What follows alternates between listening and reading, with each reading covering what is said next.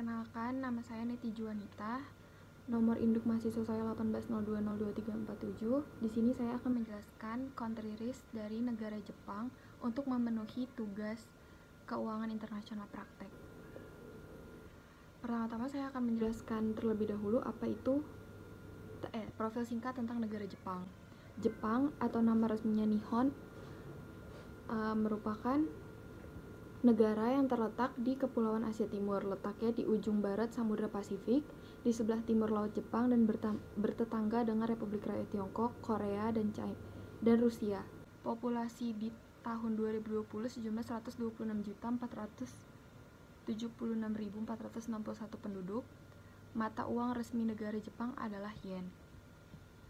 Saat ini, Jepang merupakan negara yang menduduki urutan ketiga sebagai negara dengan ekonomi terbesar setelah Amerika dan China.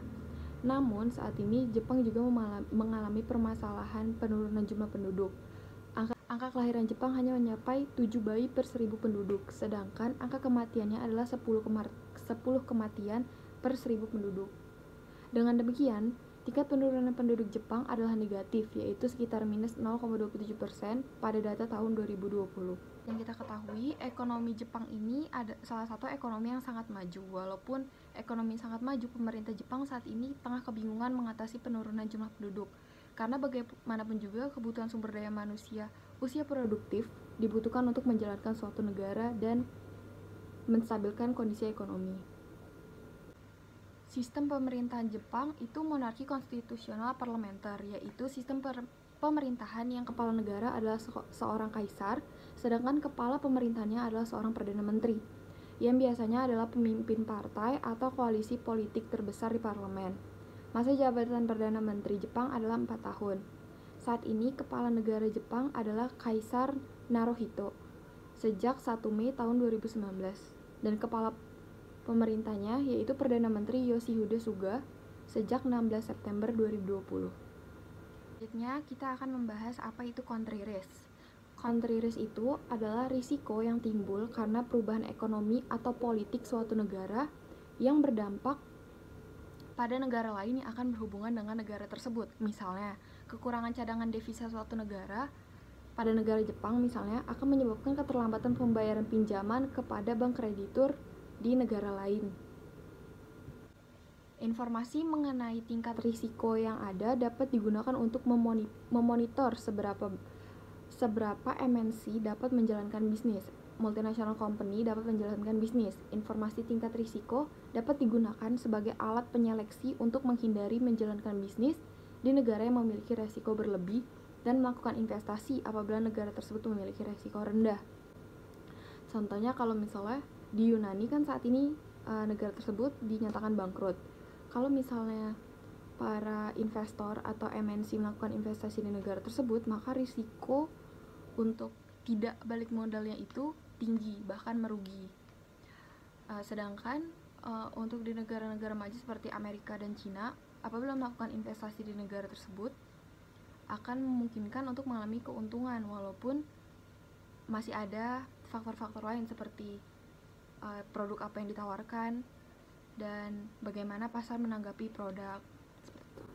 Selanjutnya adalah country risk dari negara Jepang itu sendiri. Pertama kita bahas kekuatan yang dimiliki negara Jepang. Pajak yang berkembang baik dan transparan.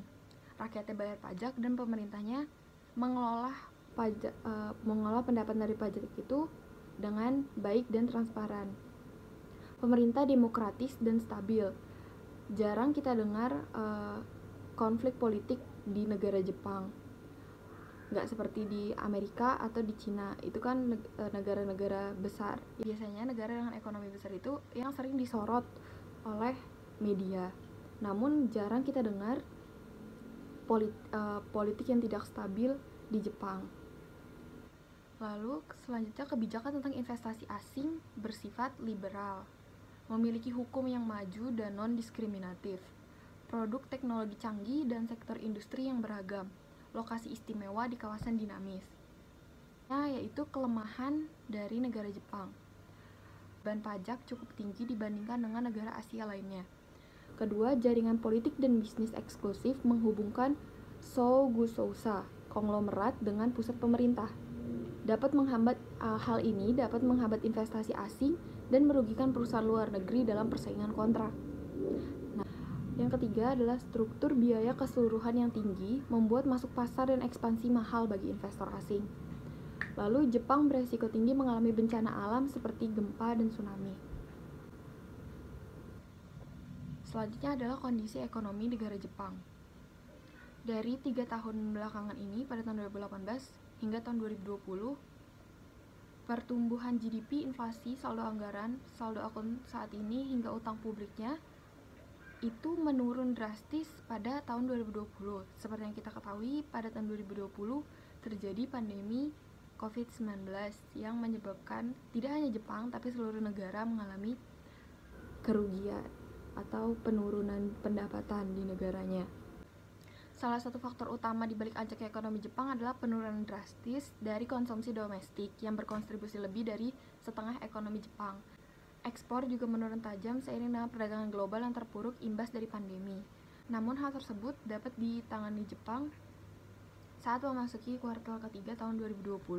Jepang akhirnya keluar dari resesi pada kuartal 3 tahun 2020. Ekonomi Jepang tumbuh 5%, lebih baik dari perkiraan para ekonom. Pertumbuhan ekonomi pada kuartal 3 ini menjadi kabar baik bagi pemerintah Jepang yang telah menghindari langkah-langkah penguncian ketat akibat virus corona. Pencapaian ini juga mematahkan ekspektasi ekonom yang menyebut pertumbuhan ekonomi Jepang pada kuartal 3 hanya mencapai 4,4%. Peningkatan ekonomi di tengah pandemi ini membuktikan bahwa perekonomian negara Jepang begitu kuat hingga mampu bertahan bahkan meningkat di tengah pandemi. Yang pertama adalah kondisi Perdana Menteri Jepang yang saat ini tengah sakit sehingga beliau tidak mampu bekerja secara maksimal. Shinzo Abe, Perdana Menteri dan Presiden Partai Demokrat Liberal yang berkuasa saat ini, telah mendorong upaya untuk mereformasi sistem jaminan sosial negara. Itu proyeknya saat ini. Namun dia harus mengakhiri masa jabatan 3 tahun terakhirnya secara prematur karena alasan kesehatan. Jadi beliau tidak sepenuhnya memimpin pemerintahan di Jepang. Seperti yang kita ketahui sendiri, terjadi perang dagang antara Amerika dan Cina. Nah, hubungan Jepang dengan Cina ini, walaupun mereka bertetangga, ada hubungan yang kurang baik di antara kedua negara tetangga ini. Jadi, Jepang melakukan perjanjian perdagangan baru dengan Amerika yang ditandatangani pada Oktober tahun 2019 secara internasional. Isi dari perjanjian perdagangan baru ini adalah memungkinkan perlindungan pabrikan Jepang, pembebasan tarif bea cukai. Selanjutnya adalah hubungan dengan negara tetangganya lagi, yaitu Korea. Jadi Jepang ini selain dengan Cina memiliki masalah dengan negara tetangganya yaitu Korea. Perisian tersebut adalah mengenai kompensasi untuk kerja paksa Korea selama pemerintahan kolonial Jepang. Adalah masalah inti dari perselisihan diplomatik dan ekonomi antara kedua negara. Terakhir adalah kesimpulan. Kesimpulannya, kontrarius negara Jepang dalam 5 tahun belakangan ini cukup stabil bahkan di era pandemi. Negara Jepang mampu menangani masalah ekonomi dan mulai kembali meningkat. Kondisi politiknya terbilang aman, namun kondisi politik internasionalnya mempunyai beberapa masalah dengan negara tetangganya. Walaupun begitu, hubungan politik dengan negara Indonesia cukup baik. Secara garis besar, kondisi kontrarius negara Jepang layak untuk dilakukan investasi. Sekian penjelasan saya tentang kontrarius negara Jepang. Semoga informasi ini dapat memberikan wawasan atau insight yang lebih tentang kontrarius dari negara Jepang. Terima kasih atas perhatiannya.